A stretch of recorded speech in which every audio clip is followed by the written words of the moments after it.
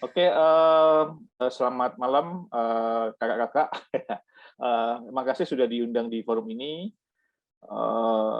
Salah satu impian saya adalah bisa ngasih sesi ini ke dokter, calon-calon dokter. Beberapa kali saya diundang organisasi jenis semacam semacam CIMSA atau AMSA ya, saya agak lupa itu. Topiknya menarik sih, tapi lebih ke masalah holistik ya. Ini langsung spesifik tentang sebenarnya tentang komunikasi kesehatan kan. Ini sebenarnya topik yang saya tunggu-tunggu untuk audiens yang sejenis ini. Nah, saya ikut panitia, judulnya semacam copywriting untuk konten kesehatan. Saya Firza Raliani, mewakili Pandemic Talks.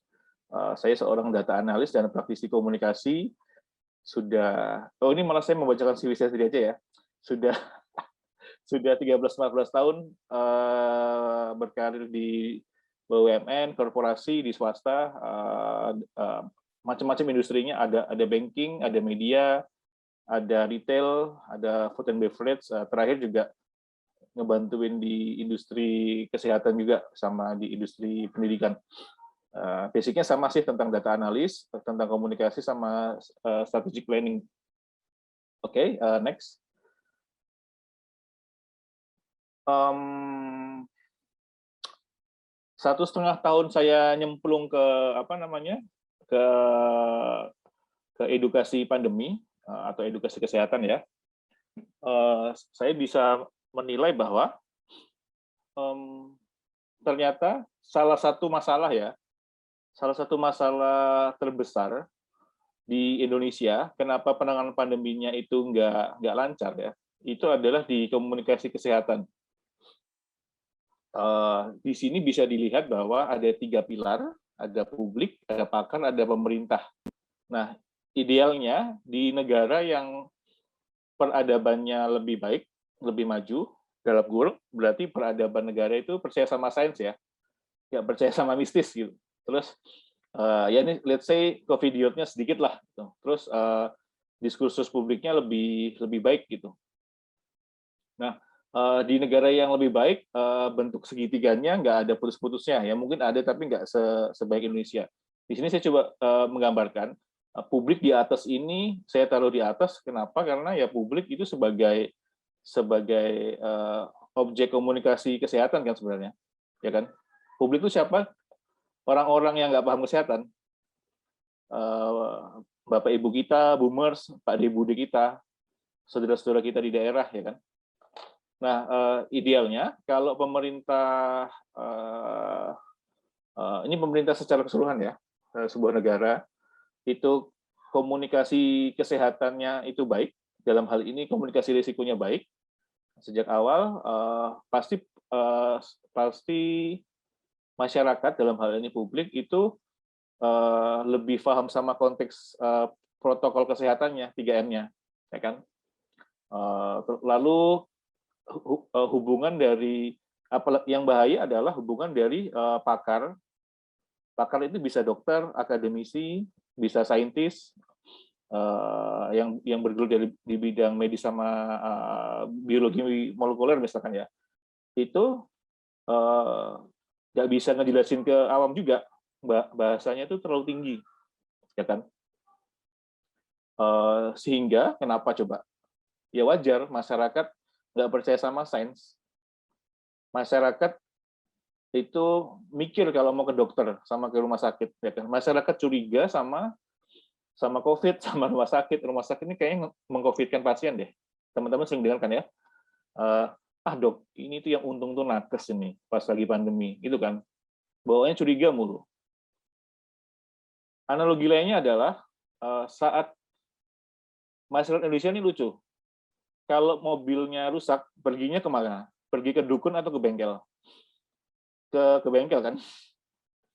Laptopnya rusak, handphonenya rusak, perginya kalau di Jakarta kan, ke semacam ITC gitu kan, dibenerin ya kan, ke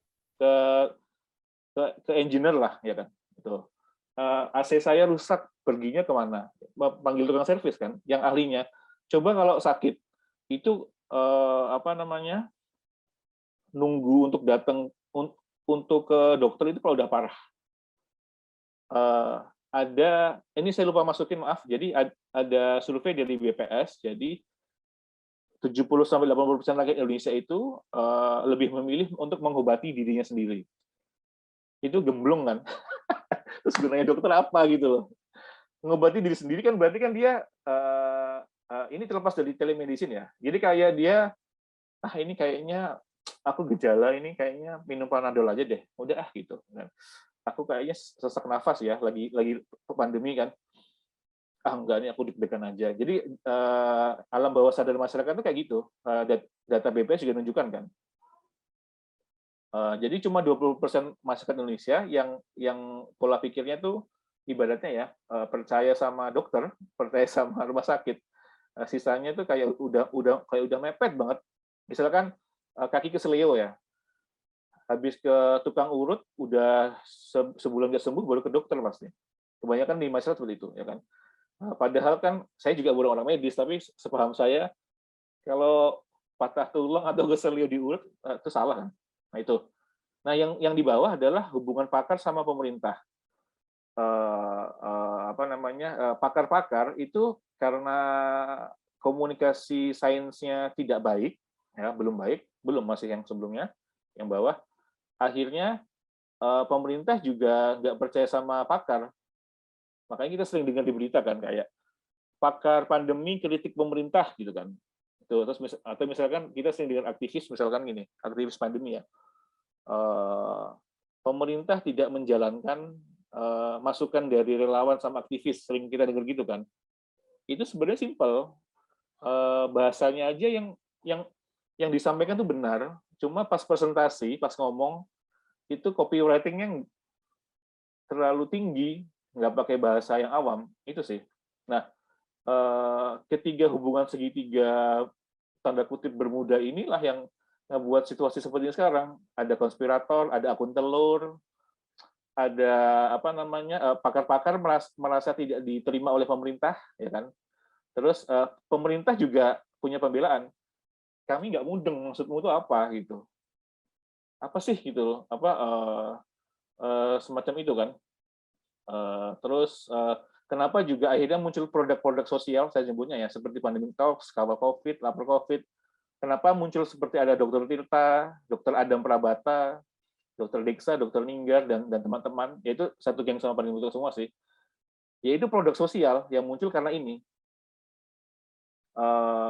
Intinya adalah kalau guyonan lagi di kami ya, kami para edukator relawan ya, para dokter bilang gini, kayaknya dulu dokter ini deh nggak dapat pelajaran di kuliah tentang komunikasi deh, atau enggak pas lagi pelajaran komunikasi nggak fokus, malah bolos gitu kan.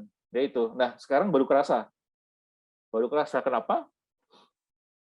Coba 1,5 tahun pandemi nggak muncul lagi dokter Tirta yang lain, nah kan, dokter ada Prabata yang lain, nggak, ya itu paling gampang gini, Pandemic Talks baru 2 minggu 3 minggu lalu buka relawan kan, tim dokter, tim medis, gitu, tim saintis. Percaya nggak percaya, cuma 70 orang yang daftar ke kami. Itu pun yang benar-benar qualify menurut saya ya, dari sisi komunikasi akhirnya cuma 5 orang. Nah, lebih ironis, saintis yang daftar cuma 2, bayangin nggak? Cuma 2 yang mau jadi relawan di Pandemic Talks. Itu secara singkat ya, biar teman-teman biar paham konteksnya kenapa orang-orang intelek seperti Anda nanti ke depannya itu harus bisa mengerti komunikasi dan copywriting. Selayaknya lagi pacaran ya, komunikasi itu penting. Nah, ini juga sama, hubungan segitiga ini yang terjadi, akhirnya nggak lancar. Publik curiga sama pakar sama pemerintah, akhirnya memilih untuk di rumah aja, harusnya dia gejala sedang, gejala berat langsung ke rumah sakit, mereka tetap di rumah, harusnya mereka ada gejala pakai masker malah jalan-jalan, publik lebih percaya sama telur, gitu kan? Publik juga nggak percaya sama saintis gitu. Terus pakar juga merasa dibuang sama pemerintah. Pemerintah juga ngerasa apa sih pakar, nggak ngerti gue gitu. Ngomongnya apa sih lo gitu, ya kan? Itu simple sebenarnya masalah komunikasi. Nah next, Setelah ini saya coba percepat temponya ya. Tadi pembukanya harus agak lama. Next. Sebelum masuk ke copywriting, mindset yang harus dirubah bagi para dokter, bagi para saintis yang mau terjun mengedukasi atau menyuarakan suaranya di publik ya, itu harus punya dua mindset, kayak dua mode sih, kayak switch off gitu kan. Mindset pertama yang piramid terbalik, invert piramid. Lalu yang sebelah kanan yang teman-teman atau kita biasa lakukan di kampus. Nah, kalau saya perhatikan, komunikasi publik atau dalam kurung copywriting ya, komunikasi publik itu kan juga copywriting sebenarnya kan, copywriting di pikiran. Komunikasi publik copywriting yang dilakukan oleh saintis atau dokter yang boomers, ini saya nyebut generasi, maaf ya, nggak apa-apa ya, itu menggunakan kanan. Jadi dia bahasa Jawanya itu kayak plek ketiplek, kayak dia ngajar di kampus, kayak dia ngajar di lembaganya, kayak dia minta ke timnya. Jadi misalnya gini, strukturnya ya. Kalau misalkan apa benar CT value itu, nilai CT value itu membuktikan kita sudah positif atau negatif gitu kan? Atau yang sedang ribut adalah misalnya gini, ada hoax, ada artis atau satpam yang coba ngetes swab air atau cilok, cireng, pernah dengar kan? Nah,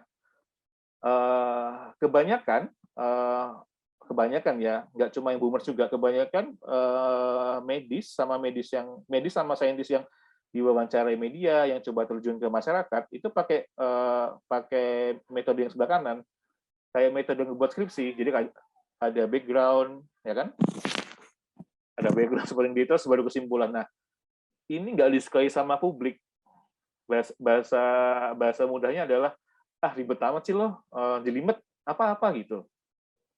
Nah, Pandemic Talks dan teman-teman edukator melakukan metode yang sebelah kiri. Jadi kesimpulannya dulu dikeluarkan, setelah itu baru penjelasan. Perhatikan konten-kontennya Pandemic Talks. Perhatikan konten-kontennya Dr. Adam, Dr. Ning. Atau misal kayak Tirta, Dr. Tirta, dia nggak buat konten, tapi copywriting public speech-nya kan bagus. Dia selalu seperti ini, yang sebelah kiri ya. Kenapa ini terjadi dalam teori komunikasi sama prakteknya? Untuk masyarakat yang tanda kutip tidak pintar, ya kita anggap saja masa kita tidak pintar kan, soalnya masih suka nonton sinetron Indosiar sama RCTI gitu kan, Ikatan Cinta yang semacam itu kan, itulah daripada Netflix, daripada serial-serial yang bisa membangkitkan imajinasi sama intelektualisme. Nah, itu cocok sama komunikasi biner. Komunikasi biner itu apa? Ya biner, ya atau enggak.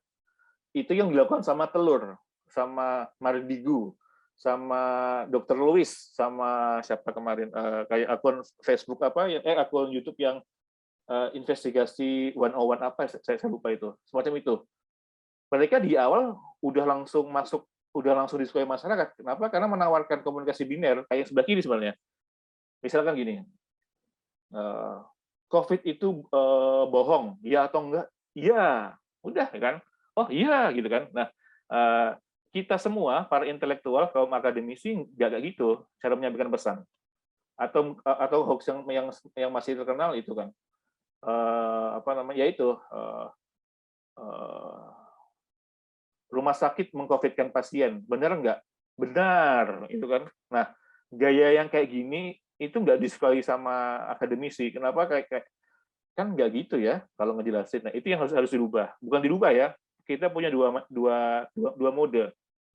Kalau pas lagi di kampus, pas lagi di rumah sakit, pas lagi jadi dosen, pas lagi sesama kaum intelektual, ya pakai yang sebelah kanan. Tapi when it comes kita coba mengedukasi ke publik, menjadi nakes, relawan puskesmas, atau nanti saja jadi dokter ya, atau diundang wawancara TV, ya pakai yang sebelah kiri. Kira-kira sederhananya seperti itu. Next. Nah, kenapa yang tadi itu penting? tujuannya yaitu buat intervensi perubahan perilaku. Ini saya perilakunya 2 kali, maaf ya. Sebentar. Kenapa itu untuk perubahan perilaku? Tujuannya komunikasi sebenarnya apa sih? Ini analogi simpel ya. Kenapa kita semua selalu ngeliat iklan Shopee sama Tokped, kayak Shopee kan, ya itu kan, Shopee gitu kan, terus Tokped gitu atau Gojek, itu kenapa? Yang merubah perilaku, buat apa? Biar kita beli produk mereka, ya kan? Itu paling simpel. Nah, mindset ini harus punya dimiliki sama dokter sama saintis juga, atau teman-teman yang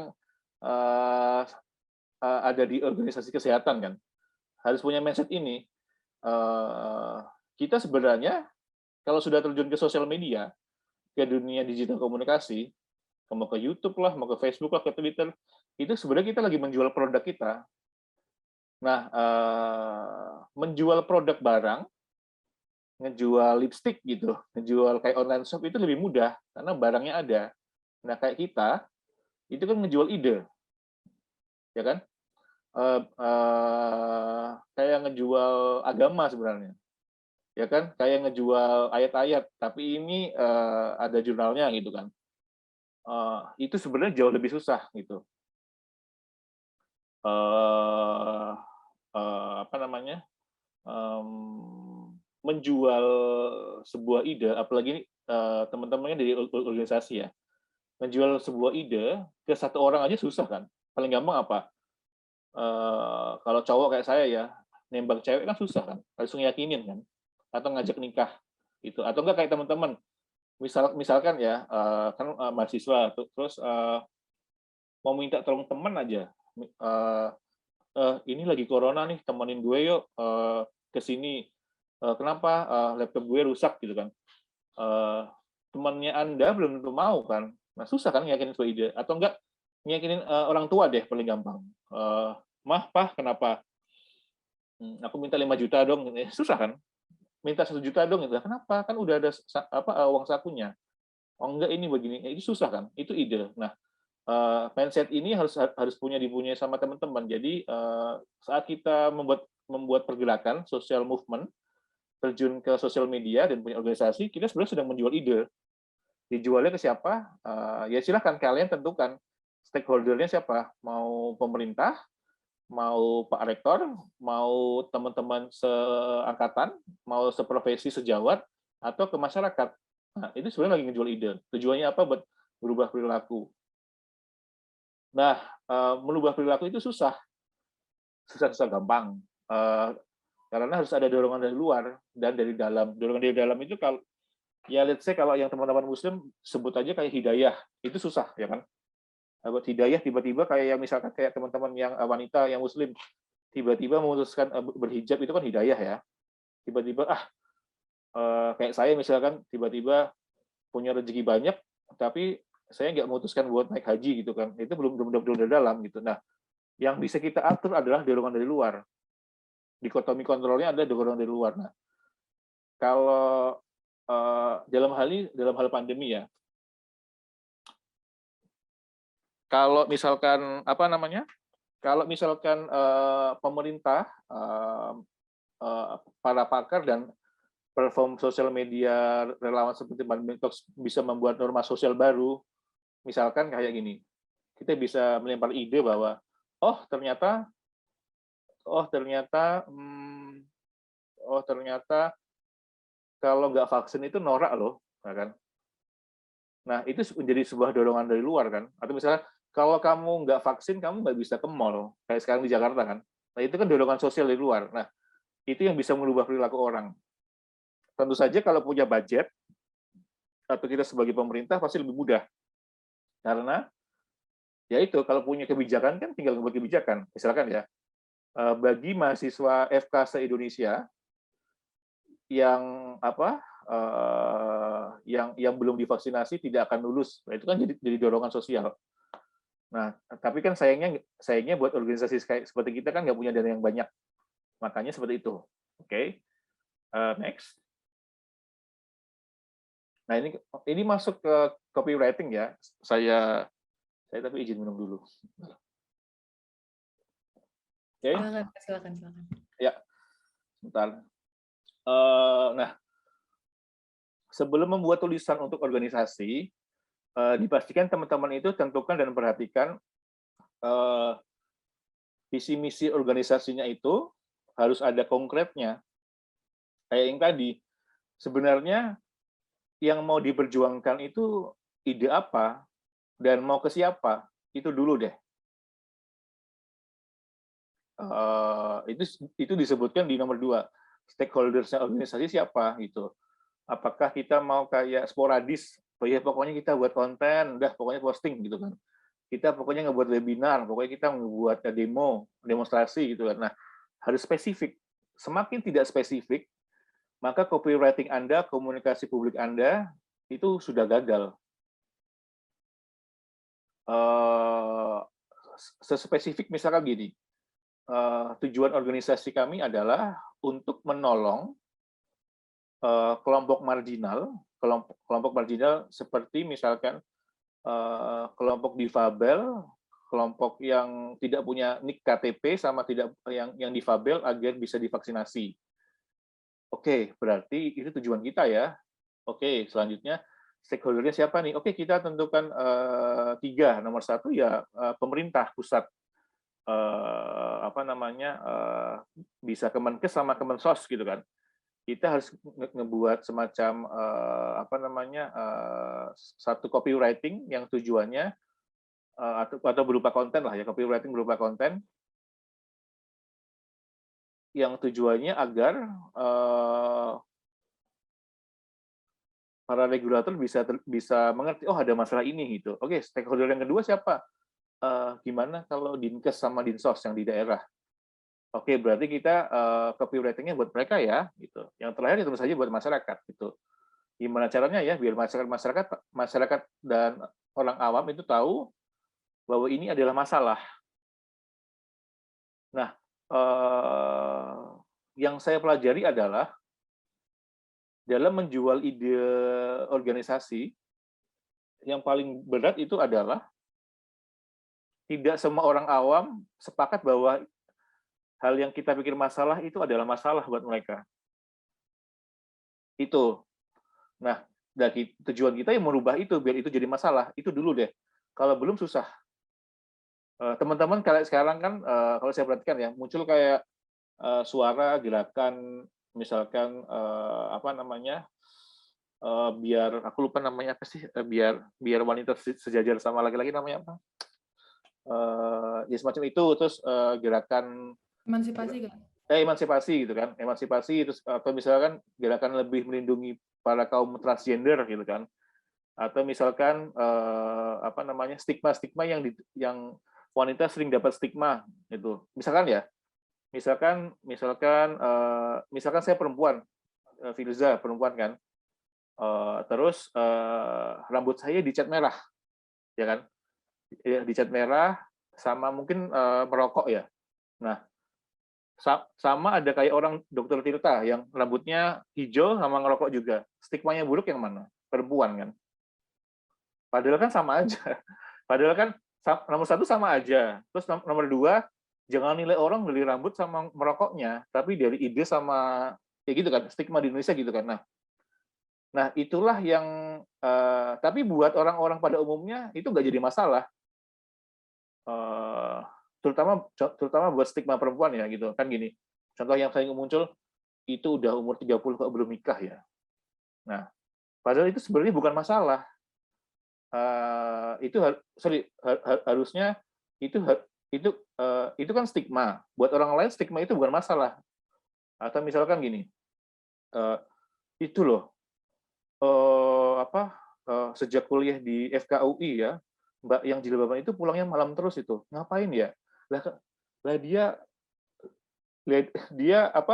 bantuin dosen atau bantuin di rumah sakit mungkin kan gitu atau jadi koas gitu kan. Nah, stigma kayak gitu kan masih ada di bahasa Indonesia. Nah, semacam itu. Nah, tapi buat orang awam itu bukan masalah. Nah, gimana caranya? Misalkan organisasinya kita ini adalah untuk melawan stigma untuk wanita, ya itu harus diruntuhkan. Tuh, semacam itu ya. Terus ya, yang mau saya garis bawahi lagi adalah semua output kita, baik press conference, tulisan di media, YouTube, IG Live, webinar, Reels, TikTok, itu sebenarnya struktur dasarnya kalau di orang-orang komunikasi itu copywriting, semacam bisa script atau rundown. Semakin spesifik, semakin baik. Yang visi misi stakeholder dan tujuan nomor 3. Yang mau saya masukkan adalah copywriting itu nggak sebatas tulisan. Copywriting itu outputnya macam-macam. Semua konten Pandemic Talks yang udah 1.200-an itu, atau semua konten pribadi saya, itu ya copywriting. Saya mau presentasi ini ke teman-teman, saya nyiapin copywriting. Dalam bentuk apa? Presentasi kan? Sama ada di pikiran saya lah, nanti saya yang ini mau ngomong gini, itu copywriting. Nanti pas yang ini, biar teman-teman tertarik, saya mau nyebutin apa ya? Oh, yang wanita umur 30 tahun kok belum nikah, ini pasti teman-teman tertarik deh, gitu kan. Nanti yang di halaman ini, nah itu kan copywriting sebenarnya. Kalau saya niat saya tulis di buku, tapi ini saya karena udah mulai terbiasa ya saya nyatetnya di pikiran copywriting-nya. Tuh. Nomor 3 tadi tujuan tulisannya apa, terus nomor 4, nah ini salah kaprah utama dari orang non komunikasi adalah naifnya seolah-olah kalau sudah ngebuat satu output itu selesai. Ngebuat satu press conference merasa selesai, udah ngebuat satu konten di Instagram, di posting selesai. Gila, keren banget ya kita, ya Allah, akhirnya gitu. Itu naif, itu nggak cukup. Kalau dunia komunikasi seindah itu, nggak mungkin setiap kita buka YouTube, TV, atau apa, muncul Shopee, nggak mungkin. Nggak mungkin. Nah, jadi mindset-nya dirubah. Dunia akademisi sama komunikasi di dunia nyata itu memang bertolak belakang memang. Yang ini contoh ya, semoga di sini nggak ada dokter senior ya. Dokter-dokter senior yang mencoba mengedukasi, kalau lagi di sosmed, di tweet atau di Instagram ya, itu selalu bilang gini. Kalau misalkan ya ada isu baru apa atau apa, dia selalu bilang gini, loh, saya udah pernah posting kok di tweet saya. Loh, saya udah pernah ngomong kok sama Detik gitu. Loh, saya udah pernah posting kok di Instagram saya. Jadi mereka berpikir mereka seolah-olah itu kayak apa ya? Kayak dosen. Kayak berpikir kayak semacam ini. Loh kan saya udah ngajarin 2 minggu lalu, dibuka aja modulnya gitu. Nah, dunia sosial media, dunia komunikasi nggak kayak gitu. Mereka berpikir seolah-olah, teman-teman jangan gitu ya. Mereka berpikir bahwa seolah-olah orang-orang Indonesia itu ngikutin timeline-nya mereka, GR banget gitu. Mereka siapa gitu kan. Kecuali mereka misalkan kayak si Raffi Ahmad atau Taylor Swift atau Ariana Grande, itu kan semua orang ya itu memang sosok besar kan. Nah, dosen-dosen kita kayak gitu. Kalau lagi terjun ke media atau sosial media, saya nggak mau ngebahas, udah saya posting kok. Kapan Pak? Itu Desember. Siapa yang mau ngelihat feed Anda yang scroll-scroll gitu kan? Nggak gitu kan logiknya. Nah teman-teman, beberapa social movement juga seperti itu. Udah ngebuat satu konten selesai. Nggak gitu caranya. Nomor 5, rencanakan campaign. Ini kaitannya sama nomor 4. Jadi boleh ada satu output sebagai kayak pas lagi puncak campaign. Nah, menuju puncak campaign tersebut harus dibuat campaign-campaign pendukung lainnya kayak teaser atau konten-konten satuannya. Jadi orang tuh nggak kaget terus pas ini muncul juga nggak, setelah itu juga nggak tiba-tiba lenyap kayak ya jangan ditebak lagi ya. Nah gitu. Kalau bisa isu tersebut itu diulang-ulang setiap minggu, tapi menggunakan penyampaian yang berbeda ya. Ini analoginya.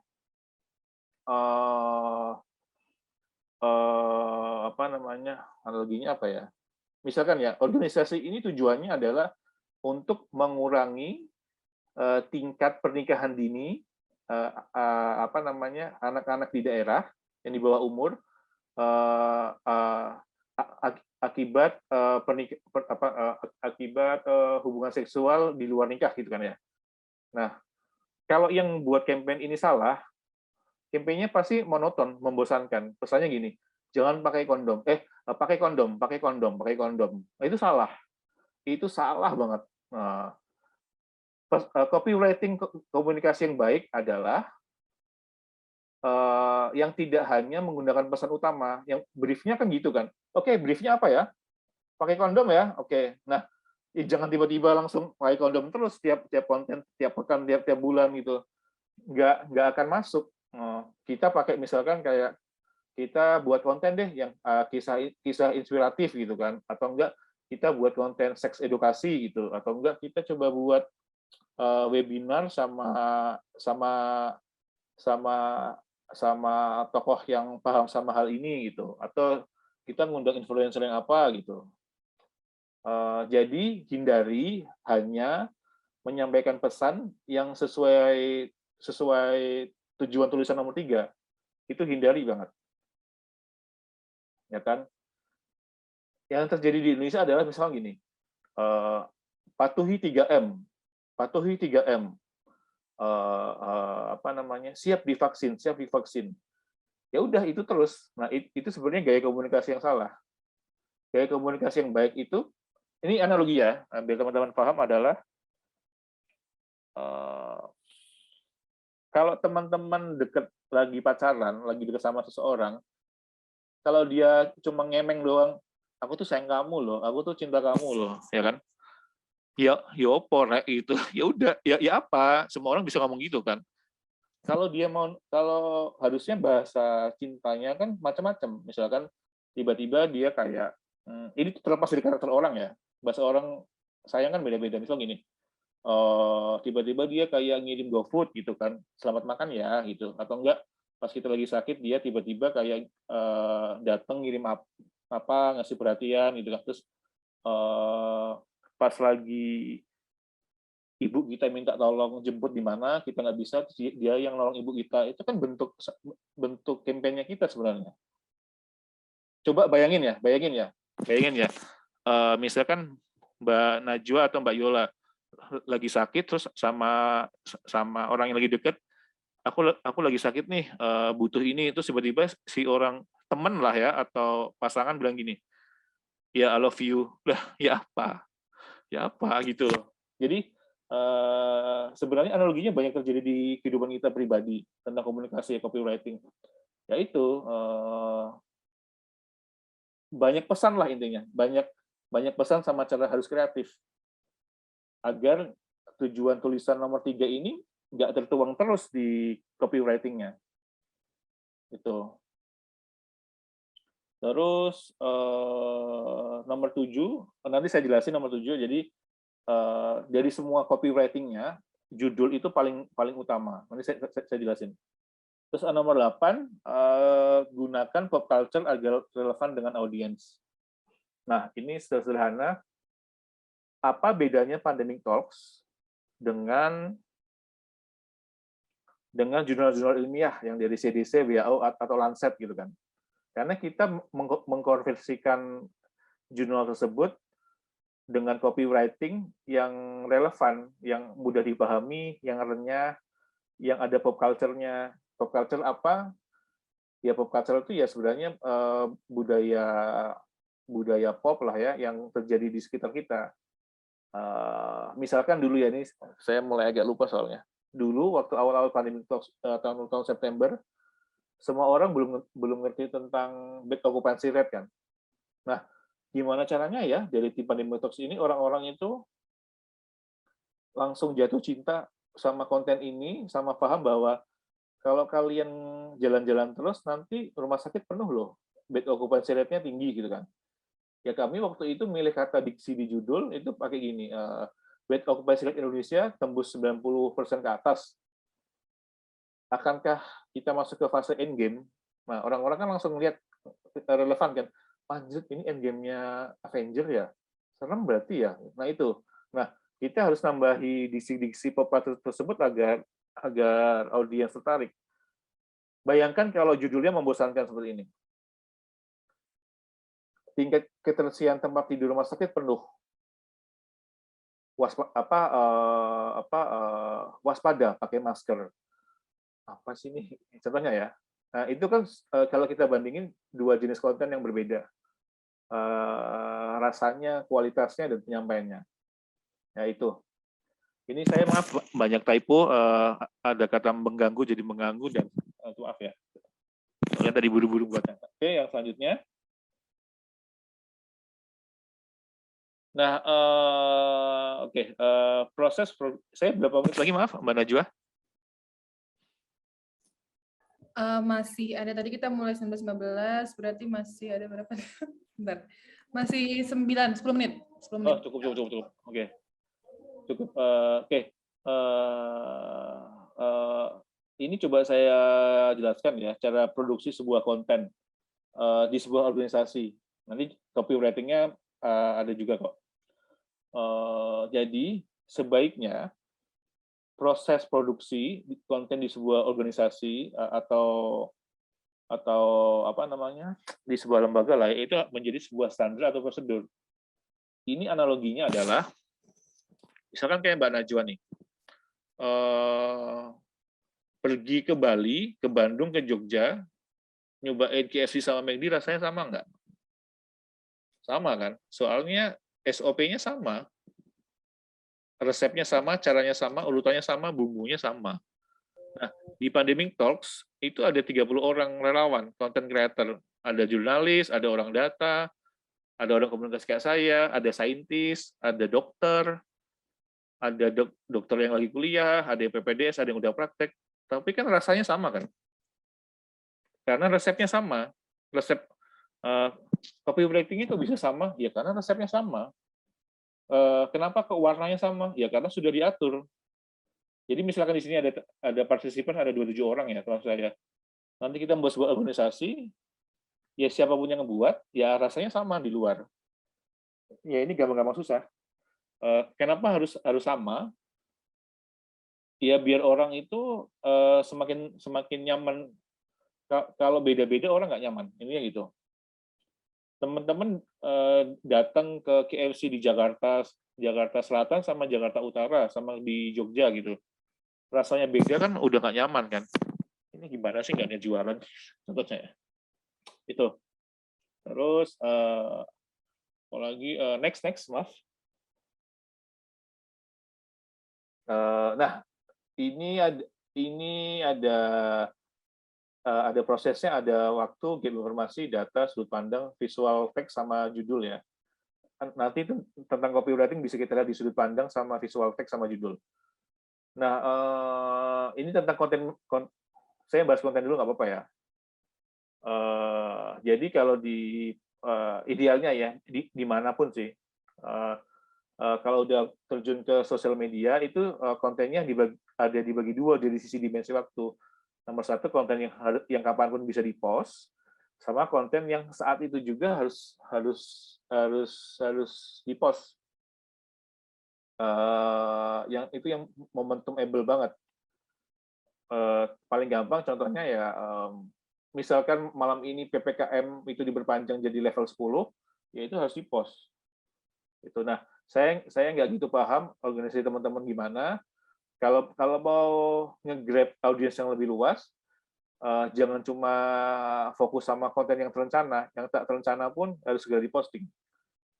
Itu contohnya ya. Kalau timing sama momentum itu nggak ada,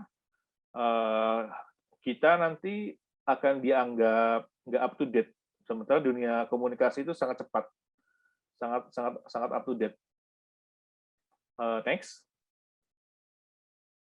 Nah, sebuah organisasi, sebuah lembaga yang terjun di sosial media, sebelum copywriting itu harus benar-benar paham stakeholder-nya itu berpikir apa. Biasanya bisa pakai riset, bisa pakai apa namanya survei kecil-kecilan di IG story juga bisa. survei kecil-kecilan di Google Form juga bisa gitu. Kalau kita nggak tahu, tadi kan teman-teman sudah lihat kan, nomor 2 ada tentukan stakeholder kan. Kalau kita nggak tahu apa yang audiens kita inginkan, ya pasti kita akan membuat konten yang tidak tepat. Contohnya ya, contohnya sekarang ini di Jakarta misalkan, ini analogi lainnya ya, di Jakarta sedang tren ayam geprek gitu kan. Terus kita organisasi baru nih, sok-sokan nih, tambah melakukan riset, customer voice, terus ngelihat market, kayaknya kita jual ayam boba deh, dikasih es krim gitu kan. Ini ekstrim ya, yang nggak akan laku gitu. Karena kenapa? Karena nggak melalui fase ini. Mungkin kalau dijual di lainnya mungkin laku, mungkin ya. Tapi apapun itu sebaiknya hadapi sebuah produk yang dijual, kita harus riset. Mereka ini sedang mikirin apa? Mereka itu apa sih? Mereka itu umurnya berapa? Mereka itu apa? Dan sebagainya. Next.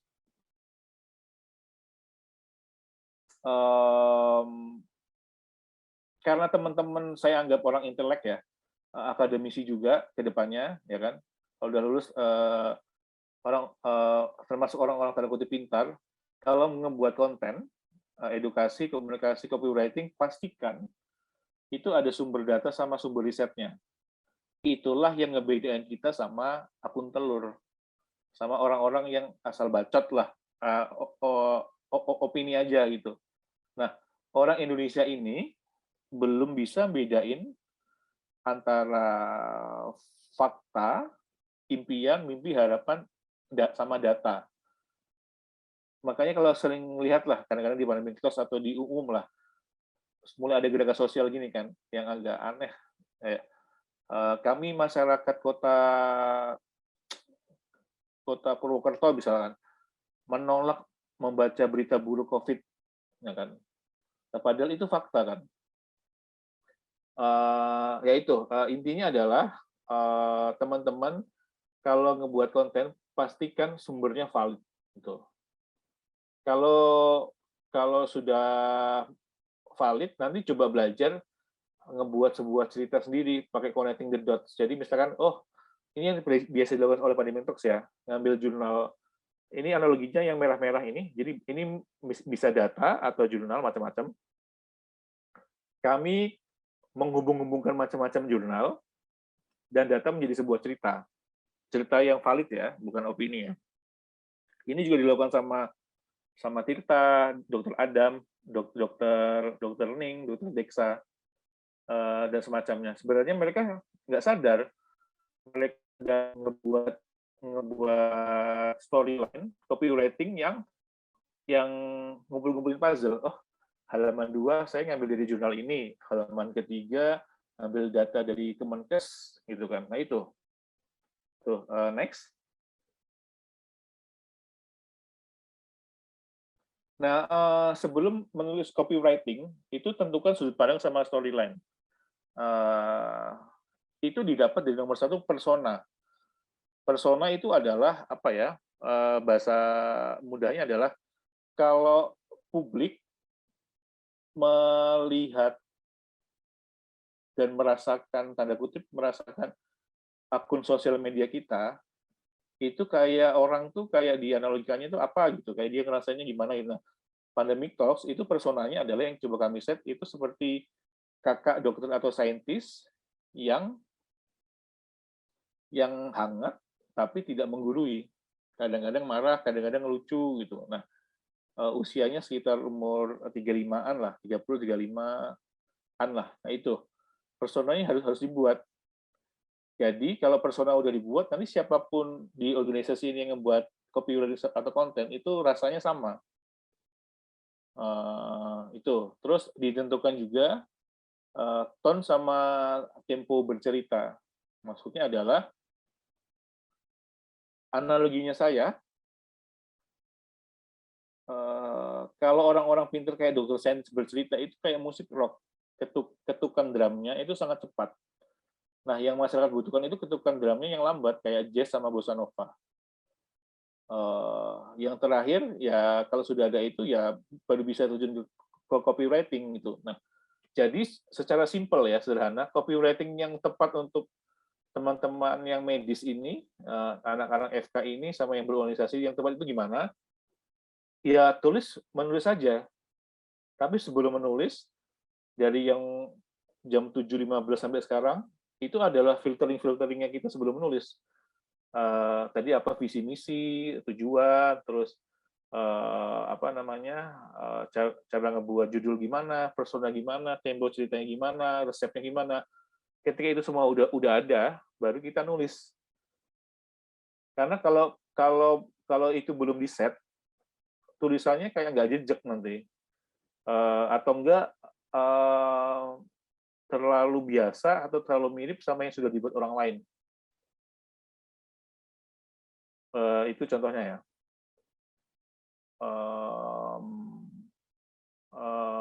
Konten kreator harus memiliki kemampuan bernarasi dan menyampaikan pesan ke publik dengan bahasa sederhana yang mampu membuat penerima pesan itu paham, menerima, dan tergerak. Copywriting yang tidak melalui proses yang saya jelaskan dari jam 7.15 sampai sekarang, itu biasanya malah nggak akan membuat orang paham, apalagi mengerti, apalagi tergerak. Copywriting yang baik, setelah melalui proses yang saya jelaskan ini, ya idealnya itu bisa membuat orang awam paham, mengerti, dan tergerak.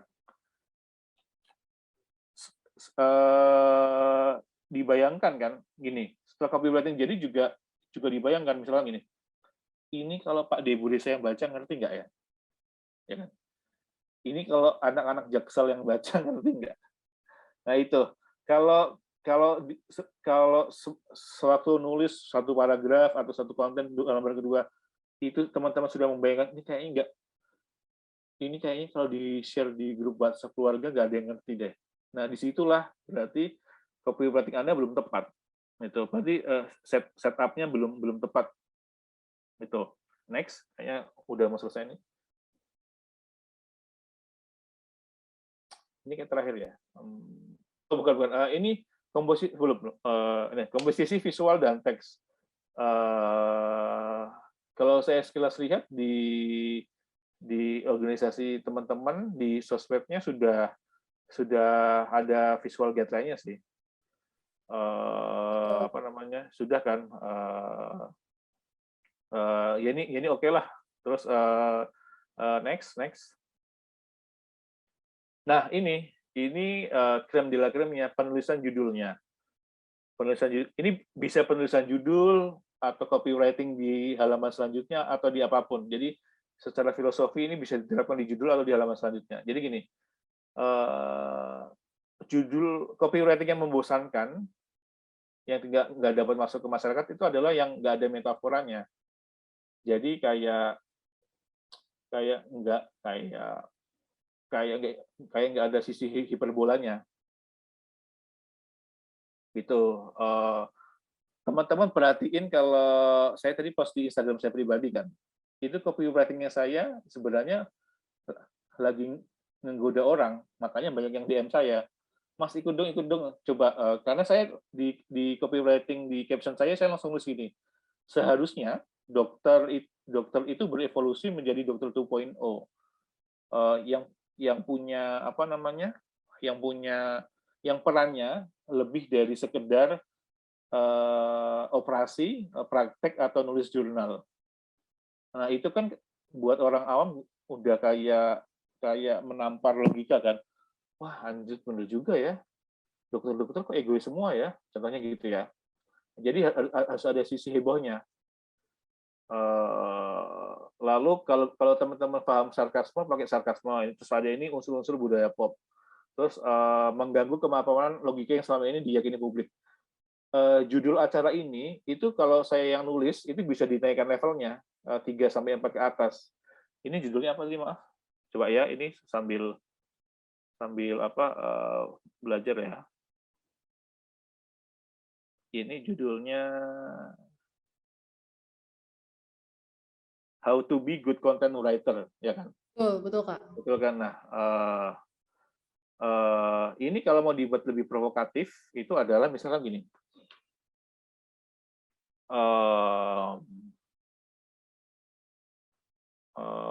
jadi dokter jangan cuma sembunyi di kamar praktek. Ayo keluar jadi content writer yang berguna buat awam. Itu yang ya semua orang merasa tertampar dan tertarik gitu. Dan judulnya pun itu harusnya, maaf ya, nggak kelihatan. Nah, judulnya itu harusnya fotonya saya lebih kecil, kecuali saya followersnya 4 juta gitu ya, nggak apa-apa. Komposisi font size-nya harusnya How to be Good Writer itu paling besar. Jadi orang bisa bedain. Kalau teman-teman lihat posternya Avengers gitu kan, atau ya paling Avengers lah ya, atau filmnya Joko Anwar, Arga Sasongko gitu, paling besar kan judul kan, bukan Joko Anwarnya kan, bukan si Angga Sasongko-nya kan, itu.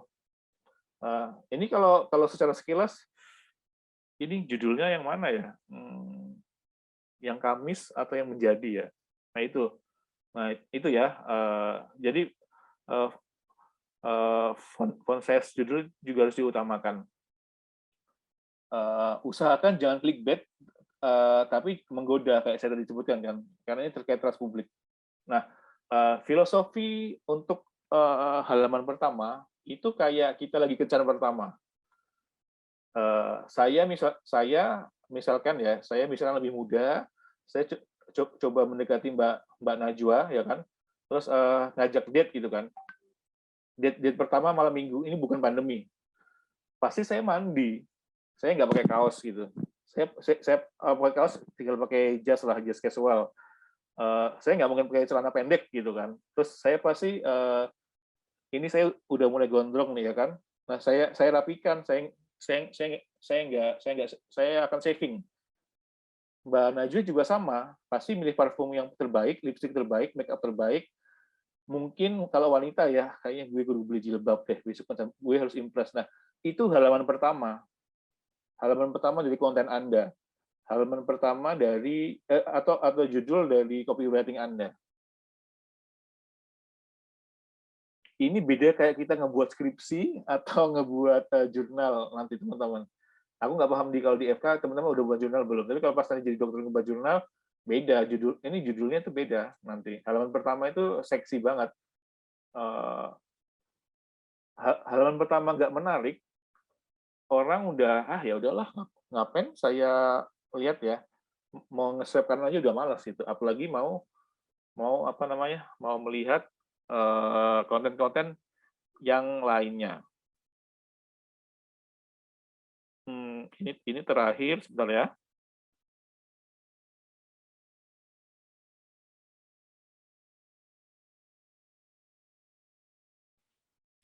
Ya, sekilas saya ngelihat Instagramnya ISMKI ini adalah sebenarnya halaman kedua ketiganya itu oke, tinggal halaman pertamanya dibuat lebih seksi aja. Sama hati-hati sama ini font size aja. Sekilas itu ya, nanti bisa diskusi lagi. Kira-kira dari saya itu memang saya nggak terlalu teknis ngajarin copywriting, karena menurut saya ada yang lebih penting, yaitu ini tadi, fondasi mindset-nya dulu. Copywriting, semua orang bisa nulis kok, yang nggak bisa nulis juga bisa nulis. Tapi kalau logic thinking, mindset-nya udah nggak dirubah kayak mode marketing communication kayak tadi kayak saya, susah. Akhirnya mau sepanjang apapun tulisannya, mau sekeringat apapun, selembur apapun, ya akan membosankan. Itu. Jadi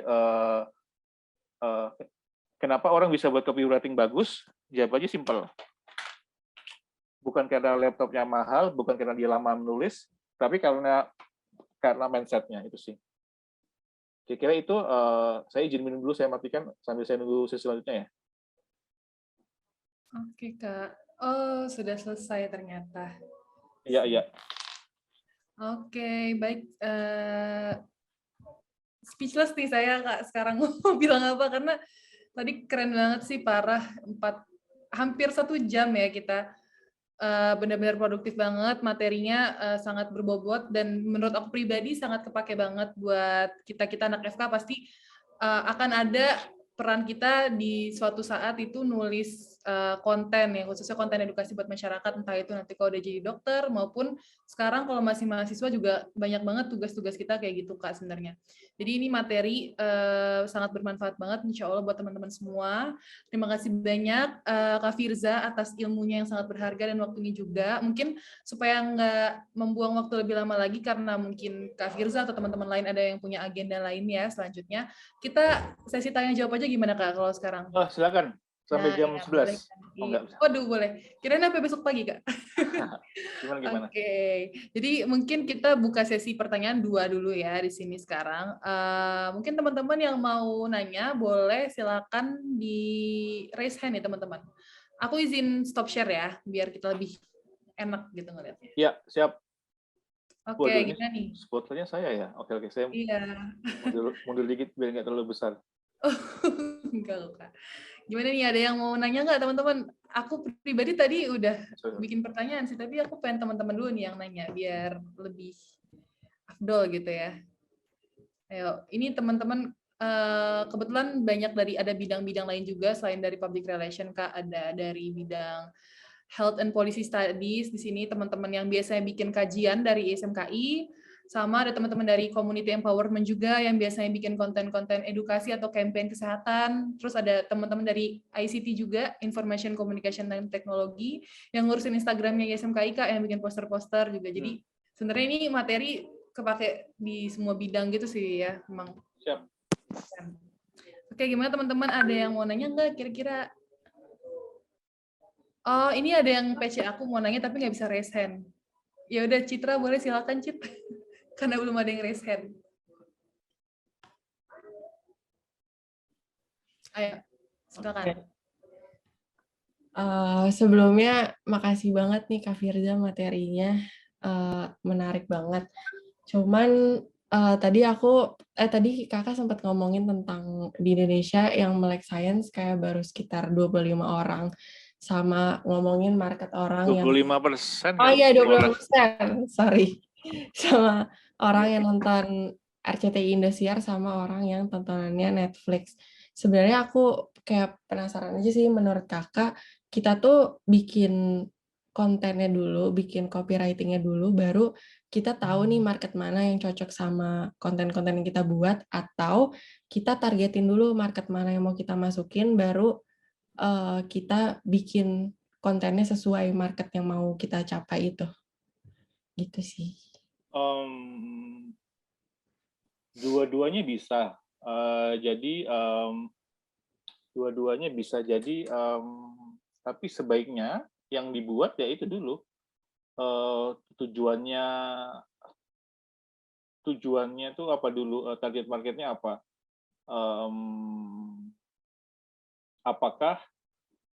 Apakah mau menyampaikan ke sesama orang pintar atau ke yang tidak pintar? Nah itu. Challenge-nya kalau misalkan ke sesama orang pintar, itu pasti akan dijudge sama dikoreksi banyak. Nah, itu juga challenge, misalkan, ini Citra salah nih sumbernya, kayaknya nggak gitu deh. Nah itu. Jadi setelah kita tentukan target marketnya, target audience-nya, baru kita buat copywriting, karena analoginya gini, Mbak Citra ngomong ke Bapak Ibu sama ke teman beda kan. Nah itu sebenarnya copywriting yang alam bawah sadar di otak kita. Nggak gini deh kalau ngomong ke bokap nggak gini deh, gitu kan. Ya kan, kalau gue mau izin nonton konser nggak gini caranya, muter-muter dulu. Nah gitu kan. Nah, beda kalau misalkan sama mama sama ibu kan biasanya lebih dekat. Mah boleh nonton ya gitu, sama ini kok gitu. Ya oke gitu. Nah itu apa yang terjadi kalau kita ngebuat copywriting dulu, terus baru nentuin itu. Biasanya banyak yang salah lah. Tapi kalau beberapa copywriter yang ahli ya bisa itu juga. Itu sih, semoga menjelaskan ya. Makasih banyak, Kak. Ya, Oke, makasih banyak Citra dan Kak Firza atas pertanyaan dan jawabannya. Kita mungkin masih buka satu pertanyaan lagi nih karena masih ada waktu. Oke, bentar. Siapa nih kira-kira? Boleh resen, boleh langsung unmute nih teman-teman. Ini kesempatan banget sih. Oh, ini ada yang chat saya lagi, Kak. oh iya, Dari iya. Saya bisa baca ya, harusnya. Sorry. chatnya tapi chat private, Kak. Nggak tahu kenapa Loh, pada nggak mau raise hand nih ya. Ini Iya, ada iya. dari HPS_Peter Parulian. Boleh kalau mau nanya silakan mungkin. Malam, Bang Firza. Oke, selamat malam. Ya, kenalin saya Peter, pengurus SMKI, mahasiswa FKUI Angkatan 2018. Sebelumnya saya ingin berterima kasih karena Bang Firza udah jelas banget menjelaskan materinya. Saya punya pertanyaan, Bang, terkait Pandemic Talks. Dari yang saya lihat sebenarnya Pandemic Talks terus lawan COVID-19, kawal COVID-19 itu semua followersnya itu cenderung yang bisa diajak ngomong, maksudnya dukung PPKM, terus ngerti kalau vaksin itu penting, ngerti kalau ya intinya kebijakan itu ada positifnya gitu. Gimana caranya menurut Bang Firza kita komunikasi ke orang yang followersnya akun telur gitu? Followersnya apa? Oh, telur ya. Oke. Ya, apa yang menurut Bang Firza? Kalau misalnya kan kita udah punya contohnya dari Pandemic Talks itu, menurut Bang Firza, apakah konten-kontennya Bang Firza itu dan lawan COVID dan kawal COVID dan sebagainya itu bisa dilihat sama followersnya akun telur gitu, Bang? Iya. Tadi Bang Firza bilang, kenapa nggak akun telur pakai biner yang yes or no gitu? Kenapa nggak kita pakai kayak gitu aja gitu maksudnya? Kenapa harus inverted pyramid kayak yang tadi Bang Firza contohin? Mungkin itu Bang kalau dari saya. Ada dua ya, ini bagus banget pertanyaannya. Yang nomor satu adalah, jadi kalau dilakukan, nanti mungkin pada saatnya teman-teman akan tahu. Jadi ada namanya analisa social media listening. Jadi itu kayak teman-teman coba bayangkan kayak ada kayak 3 lingkaran diagram Venn gitulah ya.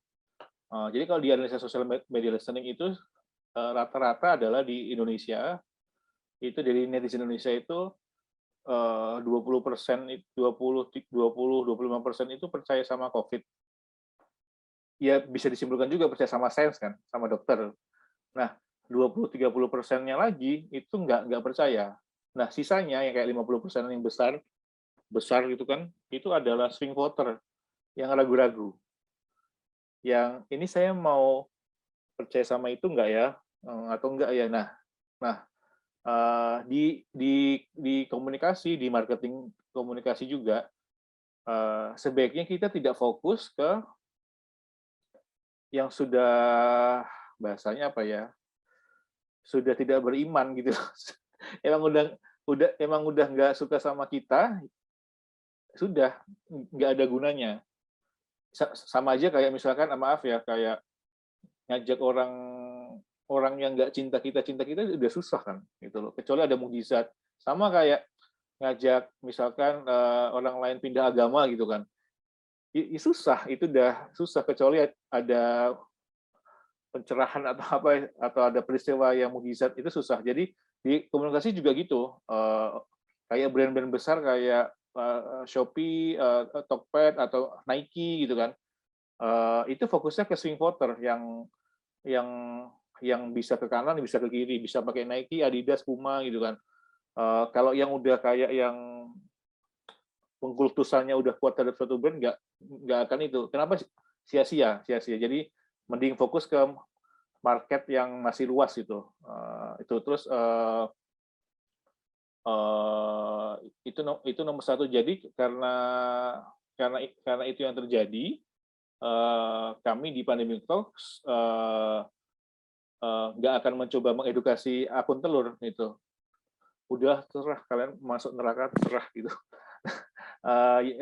Ya kita fokus ke yang ini, ke orang-orang yang masih ragu-ragu. Karena kenapa? Kalau yang ragu-ragu juga pindah ke dark side itu apa yang terjadi sama Indonesia kan. Nah, itu. Jadi nggak satupun konten kita itu coba misalkan saya begini ya, dear follower telurs, ayo berubahlah, bertobat, nggak ada. Atau misalkan ya semacam itulah, energi kita nggak akan ke sana. Dan ini secara teori sama praktek di komunikasi seperti itu. Nomor 2 tadi, kenapa nggak melakukan komunikasi biner?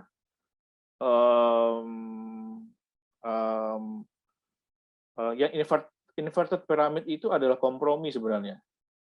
Kompromi dari keidealismenya kami.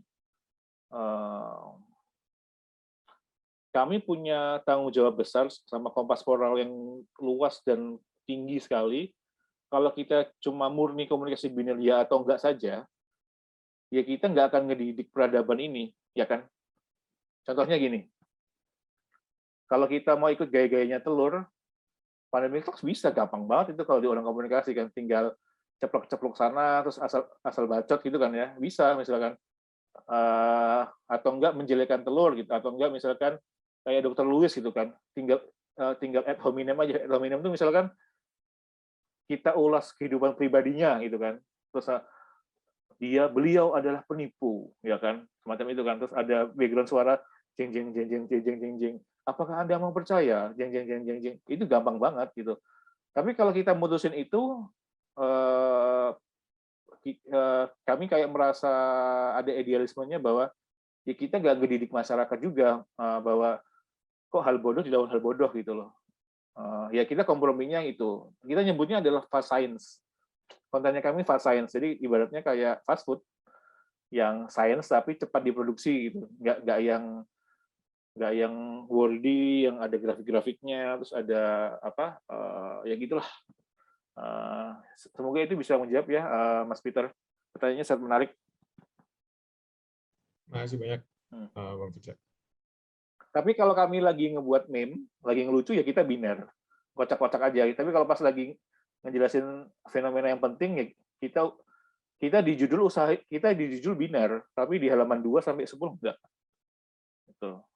Itu sih itu karena kami masih ada idealismenya itu. Memang masih agak naif, hadapannya ya sambil pelan-pelan didik masyarakat bahwa kalau orang akademis itu mikirnya gini loh, runut, nggak yang tiba-tiba ada kesimpulan gitu. Itu sih. Oke, thank you Bang. Ya. Oke, terima kasih banyak Peter dan Kak Firza atas pertanyaan dan jawabannya. Mungkin sebelum waktunya habis, satu pertanyaan lagi deh, boleh? Sampai 20.30 nih kita, teman-teman. Ya. Ada yang mau nanya nggak nih satu lagi? Oh, Yasmin. Silakan Yasmin. 2-3 lagi juga boleh kok, nggak apa-apa. Oh, iya siap. Iya. Soalnya saya tadi juga salah saya kan malah laptopnya error sama tadi ngejelasinnya terlalu lama, nggak apa-apa, santai. Apa Kak? 2-3 lagi nggak apa-apa. Oke Kak. Boleh silakan Yasmin. Iya, sebelumnya makasih Kak Najwa dan Kak Firza tadi atas penjelasannya, bagus banget. Tadi kan Kak Firza sempat ngejelasin ya kalau misalnya, enggak sih, sebenarnya aku mau nyoba buat diskusi juga sih, bukan penanya gitu. Ya. Pertama, tadi aku sempat dengar dari Kak Firza kalau misalnya masyarakat Indonesia kan tadi masih banyak yang belum melek akan sains kan, dan masih banyak banget yang ya belum terdidik lah gitu. Nah, terus habis itu kayak kalau misalnya kita lihat sekarang kan sebenarnya udah banyak banget ya akun-akun sosial media yang ngejelasin tentang pandemi ini, COVID ini kan. Dan kebanyakan sebenarnya dalam bentuk tulisan. Nah, kalau misalnya aku lihat sendiri kan sebenarnya orang Indonesia tuh males banget baca ya, Kak. Ya. Sedangkan dari yang aku tahu, kalau misalnya di Indonesia sendiri itu udah 90% orang Indonesia itu punya televisi. Iya. Which is media bentuk visual itu sebenarnya lebih dibutuhin dibanding media baca. Nah, kenapa sekarang itu kayak masih banyak yang kurang memanfaatkan media visual untuk untuk untuk ngasih edukasi tentang pandemi dibanding media baca gitu. Gitu sih sebenarnya. Iya. Kenapa gitu? Apakah ada emang kesulitan? Kalau oke. Ini dari sisi pemerintah atau kayak relawan kayak Pandemic Talks? Dua-duanya kali ya? Dua-duanya sih, Kak. Oke. Nah, buat teman-teman tahu, jam premier di televisi itu kan jam-jam sekarang ini. Jam habis jam 6, habis maghrib, sampai jam 9, sampai jam 9 lah. Nah, jadi kue iklan ya, Cip Ikatan Cinta. Ya itu, kue iklannya itu ada di sini. Kue uangnya, uang iklannya ya. Teman-teman tahu nggak, buat iklan 30 detik aja, 1 menit 30 detik itu minimal itu biayanya 30 juta. Ya kan? Sementara kalau di Instagram kita pasang ads 50.000 aja, 10.000 aja bisa. 1.000 aja bisa kalau nggak salah. 10.000 itu bisa kan pasang ads di Facebook sama itu. Nah, jadi kalau dari sisi orang komunikasi, biaya produksinya di sosmed itu lebih murah, ya kan? Terus biaya iklannya juga bisa lebih murah dan bisa terprediksi. Misalkan, kalau saya ngeluarin uang 1 juta di ads Facebook, Instagram, saya bisa dapat sekian juta orang itu. Nah, kalau di TV, biaya produksinya mahal kan? Masangnya aja setiap 30 detik aja 30 juta misalkan. Terus biaya produksinya itu mahal banget, bisa satu video itu bisa minimal 500 juta gitu misalkan, atau 1 miliar gitu. Nah itu sih, jadi ada pertimbangan di dalam hal dana. Sementara kalau pasang di TVRI, ya siapa yang menonton gitu kan contohnya, ya kan. Itu business wise-nya adalah di masalah budget sih. Sebenarnya paling gampang melakukan sorry, ada kecoa. Kaget gue. Paling gampang melakukan propaganda apapun itu ya, itu via media TV memang. Via media TV. Tapi harganya memang mahal. Itulah yang itu baru kejadian kalau kita pas lagi pilkada atau pemilu, semua politikus masuk ke TV kan. Itu masuk ke sanubari masyarakat. Kayak saya pro Anies, saya pro Ahok, saya pro Jokowi sama pro, itu kan sebenarnya propaganda semua via TV.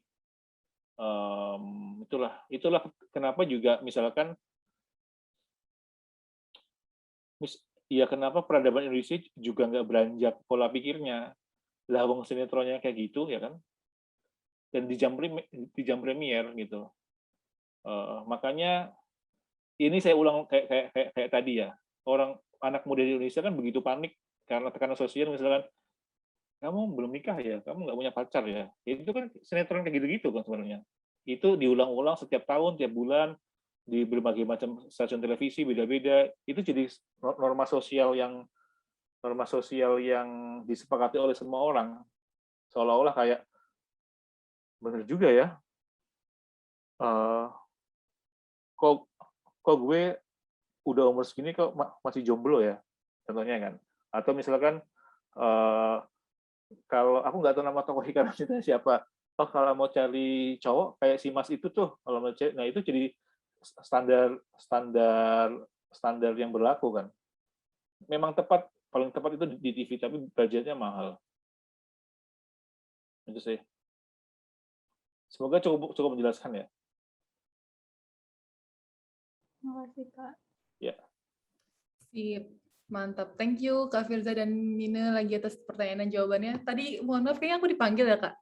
Aku lagi dipanggil bentar di rumah soalnya. Tadi aku dicariin nggak? Enggak kan ya? Ya udah, oke. Kirain takut dipanggil. Oke, mungkin teman-teman masih ada yang mau nanya lagi nggak kira-kira? Boleh banget nih, masih dibuka sesi pertanyaan nih dari Kak Firza. Oke, ada yang mau nanya lagi nih Kak. Dari awal Nisa, boleh silakan Nisa. Oke, makasih banyak Kak Najwa dan makasih juga Kak Firza untuk ilmunya tadi, sangat informatif dan bermanfaat banget. Jadi aku mungkin ada pertanyaan. Jadi kan tadi kan dibilangin kalau misalkan kita bikin copywriting tuh, jadi pertama tuh kita kayak seenggaknya judul yang kita bikin tuh harus menarik kan, harus menarik yang kalau bisa ada hiperbola atau sarkas gitu kan, supaya bisa menarik audiens gitu. Terus misalkan nih kita mau bikin sebuah webinar. Nah, sebuah webinar itu kan misalkan kita bikin polling, misalkan bikin polling di Instagram SMKI, kita bikin polling materi mana nih yang banyak diminati oleh audiensnya. Misalkan ada materi A dan materi B. Misalkan banyak di materi A. Nah, misalkan kita udah angkat nih webinar di materi A dan kita juga udah bikin judul atau copywriting yang bagus, yang menarik, tapi yang daftar tuh masih juga sedikit gitu kan. Itu kan banyak sih kayak sering terjadi. Jadi kayak itu kira-kira hal apa yang bisa kita lakuin supaya minat audiens tuh banyak yang daftar, dan atau itu ada yang salah dari copywriting yang menurut kita udah bagus atau gimana. Itu yang pertama. Terus yang kedua, tadi karena udah beberapa yang nyinggung tentang edukasi. Jadi kan tadi Mine juga udah sempat nanya tentang TV melalui visual. Nah, jadi kan aku pernah baca berita apa gitu yang dari hoax vaksin dokter siapa gitu, yang katanya udah pernah dicabut gitu surat izinnya. Tapi dia nyebar hoax kalau vaksin ini Dokter Lulus kan? Ya itu aku lupa nama dokternya dokternya Kak. Ya dokter itu. Jadi dia nyebar hoax kayak gitu. Nah terus misalkan nih keluarga dan teman-teman kita tuh lebih percaya karena titel dia tuh ada dokter. Sedangkan dia nggak tahu kalau misalkan masa lalunya dia atau dulu-dulunya itu gimana. Nah itu gimana sih cara kita sebagai rekan keluarga atau rekan teman supaya keluarga-keluarga ini kan kadang kan suka susah ya Kak diomongin. Jadi kayak takutnya ketika kita mau ngomongin, jadi takutnya nanti ngeyel sih, nanti disakutnya kita ngelawan gitu kan. Jadi kayak serba salah gitu. Misalkan sama keluarga-keluarga yang memang nggak terlalu percaya mengenai COVID atau vaksin gitu. Dan mungkin teman-temannya juga ada. Nah, gimana caranya kita supaya bikin ya keluarga dan teman-teman kita tuh percaya, ya udah jangan kemakan hoax gitu. Padahal juga misalkan kita udah kirim sumber-sumber misalnya dari Pandemic Talks atau dari lawan COVID untuk dibaca ke grup-grup WA atau grup-grup chat gitu. Tapi tetap mereka tuh nggak percaya. Itu kira-kira apa ya Kak langkah yang harus kita lakuin gitu. Ya, oke. Yang nomor satu tadi apa aku lupa. Sorry udah tua. Yang nomor satu tadi ini misalkan kita mau keluarga. Webinar. Oh iya, webinar. Oke. Aku ingat gini. Oke. Sepi atau ramainya webinar itu atau kelas yang untuk publik atau internal itu tergantung dari beberapa hal. Nomor satu adalah tanggal pelaksanaannya sama jamnya. Apakah sesuai dengan yang di audiens itu? Ini di kondisi yang ekstrim, kalau pas di jam-jam kerja gitu kan, atau jam-jam kuliah pasti sepi kan, itu. Jadi idealnya lakukan survei juga, polling, maunya jam berapa, tanggalnya jam berapa, di weekdays atau weekend jam berapa, itu. Terus ada juga kaitannya sama narasumber yang high profile, ya let's say yang followersnya lebih banyak atau namanya lebih terkenal di publik, itu akan memancing. Misal daripada narasumber yang kayak ini soal apa toh, ini siapa sih gitu, itu ya kan. Terus sekilas tadi saya ulang lagi ya, posternya saya pun itu harus banyak remake-nya itu. foto saya jangan segede itu, ya kan? Terus kecuali saya Justin Bieber, contohnya ya, harus gede gitu. Nah, saya gede gitu, saya berewokan gitu kan. Oke. Terus saya itu judulnya harus lebih, coba ya, saya review sebentar ya sekalian ya. Kalau saya sih senang fotonya gede. How to be good content, ya itu harusnya yang judulnya itu lebih besar. Kalau desainnya udah bagus banget, ini elegan banget, suka. Terus yang kenapa saya nanya sama Mbak Yola terus dari kemarin kalau nggak salah, posternya udah jadi belum? Ya sebenarnya harus ada teaser. Jadi apa namanya? Misalkan H-7 harus ada teaser, minggu depan. Jadi poster itu harus jadi H-7 maksimal. Terus ada kayak teasernya. Minggu depan mau ada ini nih sama siapa gitu, sama dokter ini, sama Mas Firza. Siap nggak teman-teman gitu. Terus H-3 nanti ada konten apa lagi. Nanti kita mau ngebahas ini loh, ini link Zoom-nya loh, dan seterusnya. Terus apa namanya? Dari kalau mau dapat audiens di luar kolamnya kita, ya di poster ini harus kok hilang ya. Bentar. Di posternya ini harusnya ditunjukkan bahwa ini mau topik di bidang apa.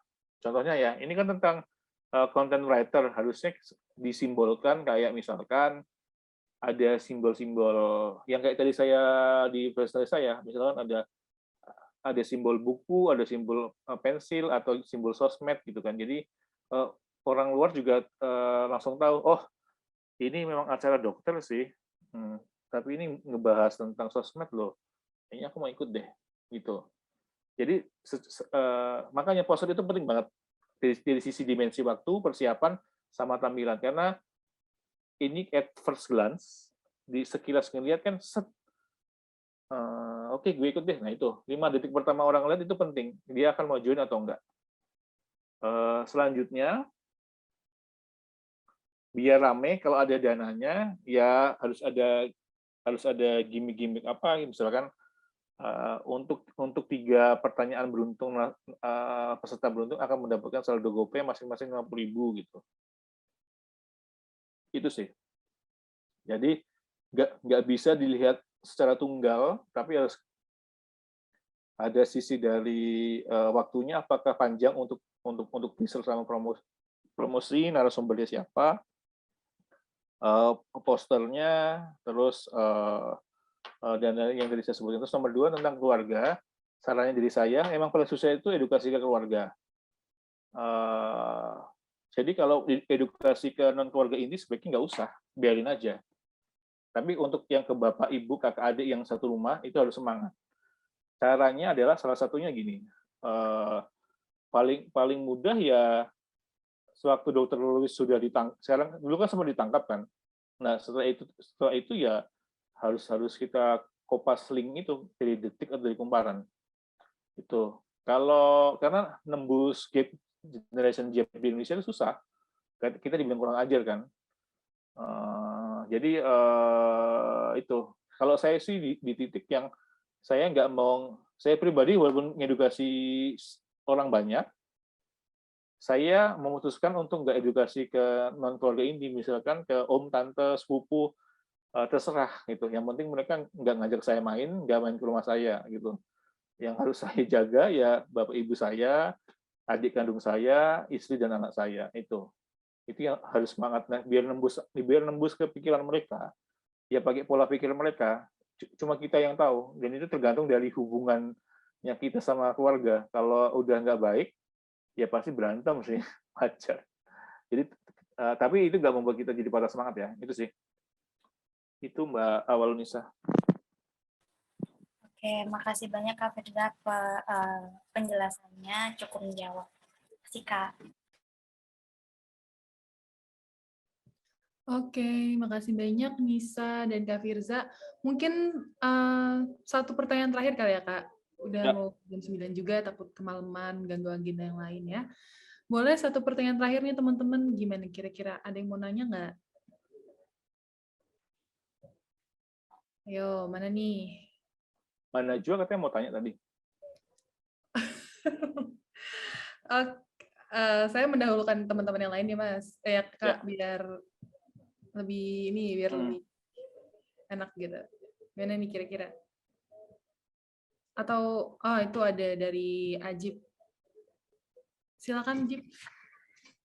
Oke, selamat malam Mas Firza. Sebenarnya makasih udah nyampein materinya Mas. Lumayan membantu banget ngasih insight pengetahuan. Yang mau saya tanyain gini Mas, mungkin tadi udah beberapa kali disinggung juga terkait dengan judul, terkait dengan apa ya, first impression ketika orang lihat konten kita. Kalau saya pribadi sih sebenarnya tipe-tipe orang yang seneng naruh judul-judul yang clickbait gitu Mas. Halaman-halaman pertama yang clickbait. Tapi kata Mas Firza tadi kan kalau bisa dikurangin gitu ya Mas clickbaitnya. Nah, di mana sih batasannya antara clickbait dengan judul yang ada gimmicknya tapi masih benar gitu Mas? Ya. BTW Mas Ajib, saya juga pendukung Liverpool sama.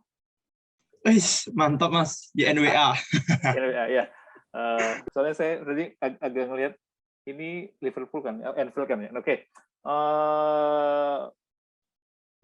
Ada batas abu-abu antara clickbait sama judul yang menarik gitu. Nah, secara jelas adalah kalau clickbait itu ya gini, bedanya kalau clickbait itu isinya apa, judulnya apa. Jadi udah kayak 70% nipu sih sebenarnya. Jadi pas kita baca artikelnya atau konten di dalam, ya gue cek nih itu. Nah, itu ciri-ciri clickbait gitu. Nah, kalau yang Pandemic Talks lakukan itu adalah meningkatkan level diksi ke atas 2-3 level gitu. Atau ke bawah biar relevan. Jadi kalau kami lakukan itu membuat hiperbola sebuah judul tanpa bohongin. Kita cuma bermain di diksi. Contohnya gini, dulu pas awal-awal orang belum ngangkat kalau tentang ventilasi ya, terutama ventilasi di kayak semacam Starbucks itu bahaya kan, pandemi kan. Dulu konten kami di awal heboh karena saya ngasih judulnya gini, aku lupa, minum di coffee shop itu adalah ladang persebaran corona terburuk gitu. Nah, karena kata-kata ladang persebaran itu kan kesannya kan negatif banget kan. Kita turunkan banget, terus kayaknya mencekam. Nah, itu langsung jadi saat itu jadi share-nya banyak gitu. Cukup viral nyebar kemana-mana. Nah, di kesempatan yang lain kami coba judul yang biasa banget, ya biasa aja gitu.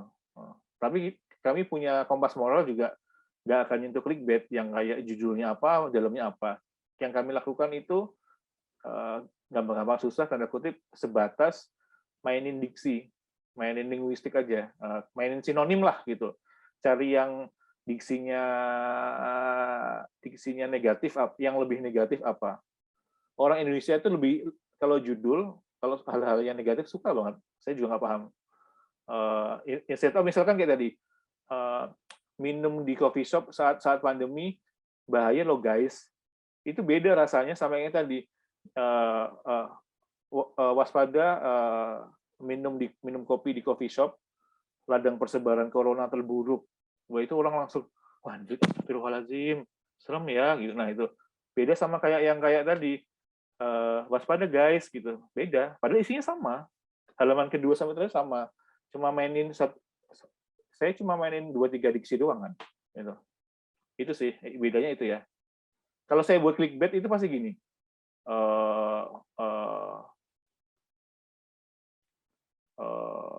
Ratusan orang meninggal di coffee shop karena corona gitu kan. Nah, itu termasuk clickbait. Padahal pas diklik, lah yang terinfeksi cuma 30 doang gitu kan. Ya itu beda kan. Yang itu lebih ke bohong biar orang masuk. Kalau yang saya lakukan itu lebih ke mainin sinonim sih. Diksi itu sinonim gitu. Mainin frase itu. Itu Mas Ajib. Oke Mas. Jadi yang penting mungkin antara judul dengan konten tuh tetap harus sesuai ya Mas. Jangan ada tipu-tipu. Secara simpel yang dirubah halaman pertama doang, udah. Ya, kalau halaman pertama normatif, ya sama kita juga kan. Jadi gini, mindset-nya berubah lagi adalah kalau udah terjun ke dunia komunikasi digital, terutama di sosmed, kontennya Pandemic Talk selama 5 hari ini itu juga bersaing sama kontennya Lionel Messi pindah ke Paris Saint-Germain. Iya, serius. Atau misalkan kayak konten yang lambe turah gitu. Jadi jangan berpikir bahwa saingannya Pandemic Talks agresif ya pandemi juga enggak. Atensi ini juga terbut sama Lionel Messi, Raffi Ahmad, lambe turah lagi ngomongin apa, Ayu Ting Ting, Ivan Gunawan, Deddy Corbuzier gitu kan. Karena ya itu algoritma Instagram gitu kan. Kita masuk ke Twitter, Facebook atau ke itu ya algoritmanya kan sesuai dengan interaksi sama kita sukanya di bidang topik apa, plus sebagus apa konten kita. Nah, sebagus apa konten kita itu ya quantifier paling utama di judul. Kalau di judul kita udah gagal ya bye bye udah kalah saingan. Nah itu. Siap Mas. Terima kasih banyak Mas atas jawabannya.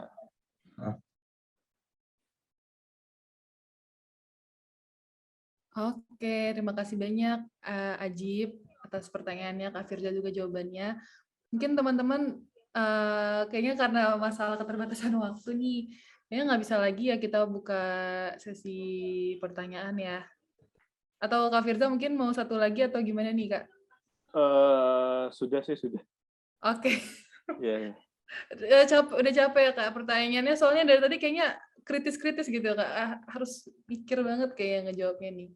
Oke, baik. Terima kasih banyak buat Kak Firza yang udah ngasih materi ke kita semua, udah ngejawabin pertanyaan kita juga, teman-teman yang udah nanya, udah hadir pada hari ini. Semoga materinya bisa bermanfaat buat kita semua dan bisa kita terapkan nih yang terpenting ya. Oh ya Kak, kira-kira kalau misalnya teman-teman masih pada kepo, gimana nih kira-kira? Mungkin bisa DM Instagram Kak Firza kali ya buat nanya-nanya gitu Kak. Saya ini sibuk. Saya itu orang komunikasi digital, tapi saya pribadi itu bukan jenis orang yang ngurusin akun saya pribadi malah gitu. Okay. Ya kalau ada pertanyaan selanjutnya, gimana caranya ya? Ya kapan-kapan buat lagi aja volumenya khusus Q&A aja langsung. Oh, oke, boleh. Iya, itu sih. Karena kalau saya ngejanjiin nanya ke DM, kayak saya bukan orang yang kayak gitu. Terus pasti teman-teman kecewa nanti. Iya. Okay. Hari ini aja chat WhatsApp yang harus saya baca masih ada berapa nih? Ada 600 yang belum saya baca, pusing kan? Ya itu sih, masalah itu aja sih. Siap. Ya gitulah. Telegram ya Kak. Iya. Oke, sip. Mungkin nanti kita bikin kesempatan lain lagi forum ya untuk teman-teman bidang lain juga mungkin bisa nih next time mau ngajak Kak Firza lagi buat bahas materi yang sama atau beda boleh banget.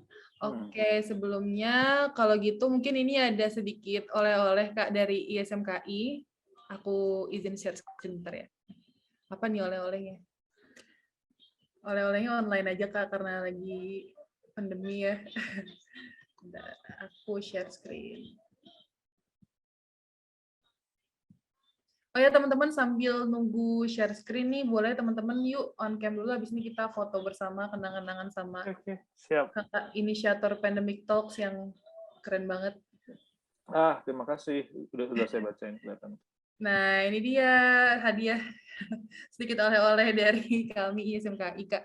Mungkin ya udah aku sebagai moderator sekaligus sebagai perwakilan dari PRI SMKI izin menyerahkan ini. Terima kasih Kak Firza sekali lagi atas waktu, kesempatan dan materinya. Semoga bisa bermanfaat untuk kita semua. Izin foto ya Kak, yang ini. Iya. Oke. Oke, bentar. Aku spotlight juga. Oke. Selamat malam. Bentar ya Kak, soalnya lagi ada siap. device juga. Ini berapa orang? Oke, kita foto. 1, 2, Ada 3. 3 orang ya, mahasiswa ya? Oke, sebentar ya Kak.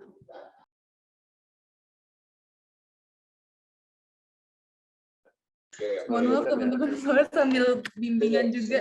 Oke, kita foto sekali lagi ya. Siap. 1, Ini sih 2, acara 3. ini ya, apa namanya tuh? Oke. Apa sih namanya? Sekarang kita foto bersama ya teman-teman. Semuanya bisa on cam ya. Oke. Aku izin foto. Nggak ada ya? Oke. Terus pesertanya dari siapa aja? Yang itu siapa? Oke. Kita foto ya semuanya bareng-bareng. Gaya bebas dulu mungkin ya. 1, 2, 3. Oke, ganti gaya kali ya. Gaya apa nih? Mungkin teman-teman Pandemic Talks punya gaya, Kak? Gak ada. Gak ada. Oke, kita pakai gaya. Saya udah tua soalnya. Gaya ISMKI Bersejawat aja. Gimana gayanya? Oh gitu ya? Iya, kayak salah mahasiswa atau enggak gini. Oke. Gini Kak. Gini ya. Ya. BTW aku tuh kuliahnya angkatan 2003 loh. Tua banget kan? Iya, enggak kok Kak. Cuma beda dikit aja. Apaan banyak banget. 2003 saya masih 2 tahun Kak. Tuh kan, astagfirullahaladzim. Oke. Gak apa-apa. Kita semua di sini seangkatan lah anggap ya. Oke, kita foto. Terakhir ya. Siap. 1, 2, 3. Sekali lagi 1. Slide kedua. 1, 2, 3. Oke, ada masih foto lagi? Apa udah nih? Udah ya? Oke, udah mungkin ya, karena takutnya teman-teman ada agenda lain juga. Kalau kayak gitu, dengan sesi foto, dengan berakhir sesi foto, berarti berakhir juga acara kita pada malam hari ini. Mari kita bersama-sama tutup dengan bacaan Alhamdulillahirrahmanirrahim, karena sudah selesai. Makasih banyak teman-teman semua yang sudah menyempatkan. Semoga ilmunya bermanfaat. Makasih banyak juga Kak Firza. Semoga di lain waktu kita bisa ketemu lagi. Amin. Iya. Sehat-sehat selalu ya Kak Firza. Mungkin Kak Firza mau ngasih closing statement buat kita? Boleh? Closing statement-nya adalah apa? Untuk teman-teman yang tetap konsisten dan nggak usah terpanggil, saat udah lulus nanti jadi dokter, cobalah lebih berperan apapun itu ya, lebih ke masyarakat selain untuk diri sendiri sama untuk keluarga. Itu ada banyak peran yang bisa diambil. Nggak harus jadi edukator juga. Tapi cobalah keluar dari cangkang dokter, keluar dari kamar operasi, ruang praktek, atau misalkan nanti pas udah sukses bisa beli rumah, punya keluarga, beli mobil sendiri ya cobalah membantu masyarakat itu. Caranya macam-macam. Nggak harus jadi kayak Pandemic Talks, tapi itu menurut saya pribadi adalah sebaik-baiknya kita mencari ilmu. Ilmunya itu bisa digunakan untuk orang lain secara gratis ya. Kalau kalau pas lagi praktek kan orang lain bayar. Kalau saya juga misalkan saya di kantor saya dibayar. Nah di Pandemic Talks itu kayak jadi pengabdiannya saya buat masyarakat, buat sesama. Jadi kayak saya berpikir bahwa sia-sia kalau ilmunya saya cuma dinikmati oleh saya dan keluarga saya. Sia-sia kalau saya cuma sukses dalam berupa materi untuk saya sama keluarga saya dan keluarga saya saja. Jadi yaitu bayangkan di masa depan ada semacam Pandemic Talks tapi ada 10 gitu kan. Bayangkan ada 10 orang dokter Tirta, dokter Adam di setiap provinsi. Bayangkan semua orang ini nanti jadi kayak Firza gitu. Itu Indonesia akan jadi lebih baik gitu. Oh, aku bagus banget ya ngomongnya. Intinya kayak gitu. Ya, benar. Sebentar lagi mau ada climate change, Jakarta juga udah diprediksi bentar lagi mau tenggelam, Jakarta Utara. Kita nggak tahu 10 tahun lagi ada pandemi lagi atau enggak. Saya harapkan generasi ke depan itu lebih baik daripada generasi sekarang ini yang percaya sama komunistis, sama dokter. Nah, teman-teman di sini ada 23, misalkan semua nanti minimal bisa terjun ke masyarakat selain jadi dokter di rumah sakit ya, itu impact-nya sangat luar biasa nanti. Kalau bukan kita, siapa lagi? Itu sih. Saya nitipnya itu ya, semoga kecapean. Amin. Amin. Siap, makasih banyak Kak. Insya Allah nanti bisa menerapkan ilmu dari Kak Firza juga nih buat pengabdian kita ke depannya. Amin. Oke, ada lagi Kak? Iya. Main? Oke, udah ya. Kalau gitu, aku izin sudah. Ya, aku izin tutup ya teman-teman ya. Semuanya terima kasih sekali lagi. Mohon maaf bila terdapat salah kata dari kami. Wabillahi taufiq wal hidayah. Wassalamualaikum warahmatullahi wabarakatuh. Selamat malam Kak Firza dan teman-teman semua.